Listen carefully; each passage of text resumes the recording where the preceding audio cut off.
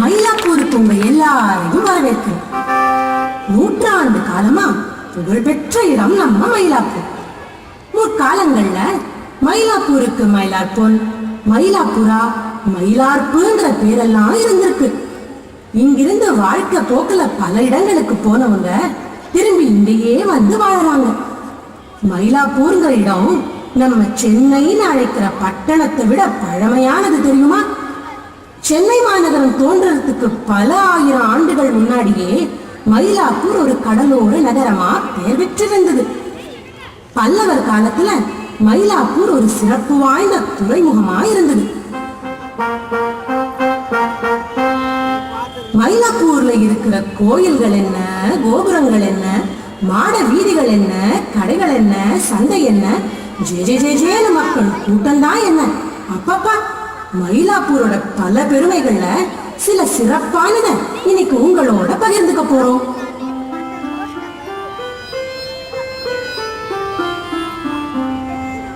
மயிலாப்பூர்னு சொன்ன உடனேயே யாருக்கும் மனசுல வர்றது கபாலீஸ்வரர் கோயில் தான். கையிலையே மயிலை, மயிலையே கையிலைன்னு சொல்லுவாங்க. திருக்கைலாயத்துக்கு இணையான தலம் நம்ம திருமயிலை. அம்பாள் மயில் ரூபத்துல வந்து சிவனை பூஜித்ததால இந்த தலத்துக்கு திருமயிலைன்னு பேர் வந்துதான். கிழக்கு, மேற்கு மற்றும் தெற்கு திசைகள்ல இந்த கோவிலுக்கு கோபுரங்கள் இருக்கு. அதோ கிழக்கு திசையில இருக்கிற கோபுரம் 7 நிலைகளும் சுமார் 120 அடி உயரமும் உடையது. இதுதான் ராஜகோபுரம். இந்த கோவில்ல வீற்றிருக்கும் கபாலீஸ்வரர் சுயம்புலிங்கமா காட்சியளிக்கிறார். அம்பாள் கற்பகாம்பாள். தலவிருட்சமான புன்னை மரமும் அது பக்கத்திலேயே புன்னைவரநாதர் சன்னதியும் இருக்கு. முருகர் சன்னதிக்கு நேர் எதிர்த்தா மாதிரி திருப்புகழ் பாடின அருணகிரிநாதருக்கு சன்னதி இருக்கு. சனீஸ்வரருக்கு தனி சன்னதி இருக்கிற சில கோயில்கள்ல இதுவும் ஒண்ணு. கபாலி கோயில் பிரதோஷம் ரொம்ப விசேஷம். அது மட்டுமா, ஆண்டுதோறும் நடக்கிற பங்குனி திருவிழாவோட அழகே அழகுதான். கடைசி நாள் 63 நாயன்மார்களும் கம்பீரமா உலா வரும் காட்சி கண்கொள்ளா காட்சி.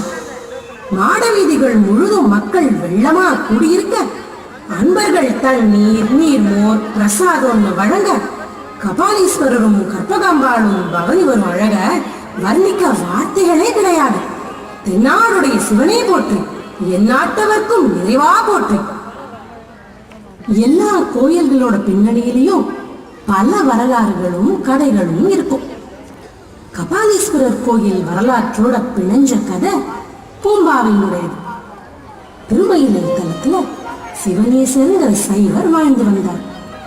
சிவபெருமான் மேல அளவு கடந்த பக்தியுடைய அவருக்கு பூம்பாவைன்னு ஒரு பொண்ணு இருந்தார். திருஞான சம்பந்தரோட பக்தியையும் அவரோட சைவ சமய தொண்டையும் கேள்விப்பட்ட சிவனேசர் தன் மகள் பூம்பாவைய சம்பந்தருக்குத்தான் திருமணம் செஞ்சு கொடுக்கணும்னு உறுதியோட இருந்தார். அப்படி இருக்கும்போது ஒரு நாள் பூம்பாவை தோழிகளோட தோட்டத்துல பூ பறிக்க போனா.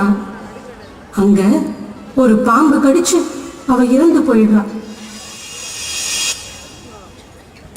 மகள் இறந்த போதிலும் அவ சம்பந்தருக்கு உரியவள்ங்கிற எண்ணத்துல சிவனேசர் பூம்பாவையோட அஸ்திய ஒரு குடத்துல போட்டு கன்னிமாடத்துல பத்திரமா வச்சிருந்தார்.